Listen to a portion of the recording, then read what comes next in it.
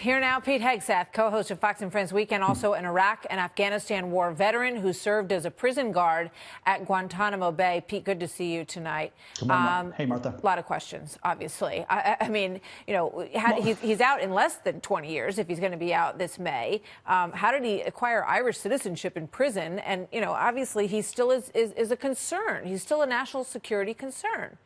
Well, first of all, what are the Irish doing? Why in the world would you take this man in? You say he has a passport, so you have to let him in. Are you not an ally as part of Western civilization, a recognition that radical Islam is at war with us? And if we captured him and put him in prison, and he still holds allegiance to al-Qaeda and ISIS, then we are as foolish as we were on September 10th, 2001, as a government, as a country, and as a civilization. We're in a long war against Islamism, violent and political in scope. They see this as warfare, and we see it as lawfare, and we are foolish as a result. If we can't put this guy away for life, trying for treason or execute him eventually, we are welcoming even more in the future from him, because he will go back as a celebrity to our enemies.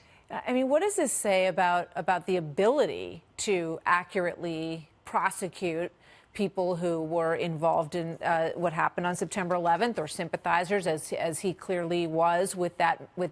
You know, you look at what's going on in Guantanamo Bay. It's like, you know, there's nothing, right? There's none of these cases have moved forward after all of these years. So what are your thoughts on that, having served down there?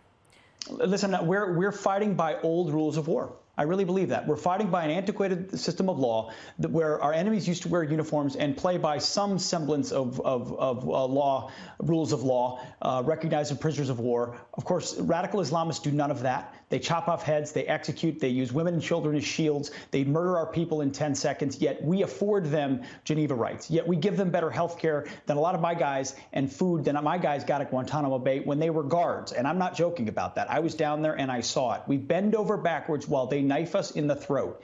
And either we get serious about this, which I don't think we are generally as a country. I mean, the left today is more obsessed about global climate change than they are about the threat of radical Islam. So I don't believe my government is effectively taking this seriously, except the Trump administration, which I know is taking it seriously.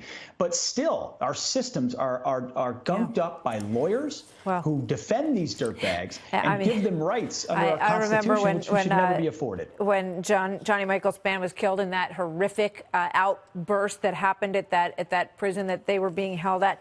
And I can't believe that I'm living to see the day when John Walker Lindh is going to walk out of that prison. It seems like yesterday. It's a microcosm of what we faced as platoon leaders or guys on the ground when you would release people because it was CSI in combat and you didn't have the evidence, so you release them and you know they're coming back to the battlefield. This is the same thing on a bigger scale, and it boils the blood of guys that have been there. Pete, thank you.